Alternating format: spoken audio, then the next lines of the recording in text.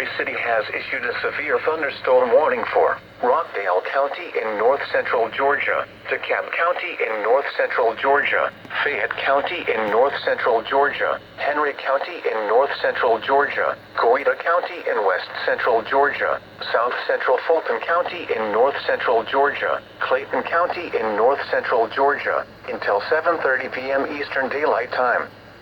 At 6:51 p.m. Eastern Daylight Time, severe thunderstorms were located along a line extending from Bankhead to Madras, moving east at 35 miles per hour. Hazard, 60 miles per hour wind gusts. Source, radar indicated.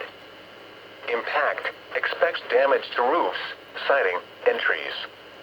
Locations impacted include Atlanta, Union, McDonough, Decatur, Fayetteville, Conyers, Jonesboro, Peachtree City, East Point, Stockbridge, Union City, Forest Park, Riverdale, College Park, Fairburn, Hampton, Tyrone, Morrow, Lovejoy, and Hapeville.